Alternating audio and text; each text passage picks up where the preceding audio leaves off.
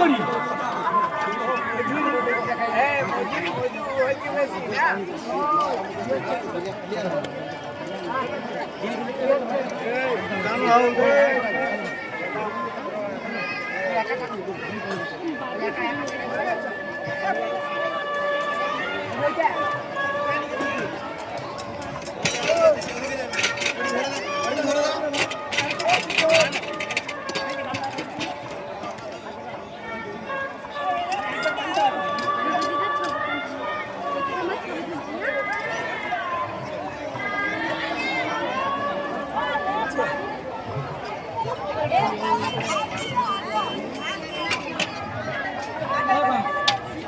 ধোঁয়া দেখা লাগে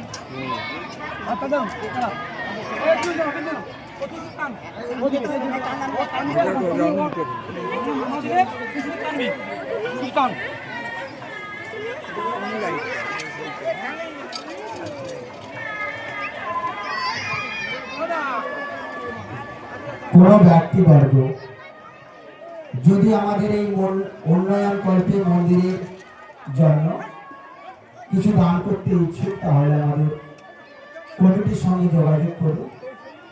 আপনাদের দান আমরা সাদরে গ্রহণ করব। বিগত দিনে যেভাবে আমাদেরকে সহযোগিতার হাত বাড়িয়ে দিয়েছে বিভিন্নভাবে দানের মধ্য দিয়ে, কাজের মধ্য দিয়ে, এই ধরনের ভোগ বিতরণ, ভোগের অনুষ্ঠান করাটা অনেক চাপ।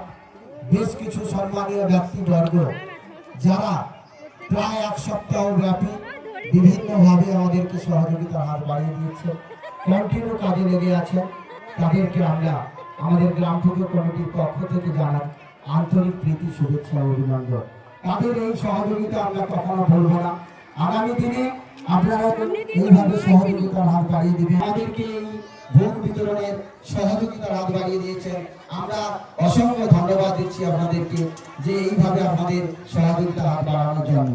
আশা করব আপনারা শেষ পর্যন্ত ওই একইভাবে সহযোগিতার হাত বাড়িয়ে দেবেন। আমাদের শেষ আইটেম আমরা অন্নভোগ দেওয়া শুরু করেই দিয়েছি, আর কিছু সময়ের মধ্যে সমাপ্তি হবে। শুধু আপনাদের বসার একটাই কারণ, অন্নভোগ হয়তো বেশি যেটুকু হবে আমরা আবার আপনাদের মধ্যে বিতরণ করব, সে কারণে আপনাদেরকে বসিয়ে রাখছি। তাহলে আমাদের অনুষ্ঠান প্রায় সমাপ্তির পথে।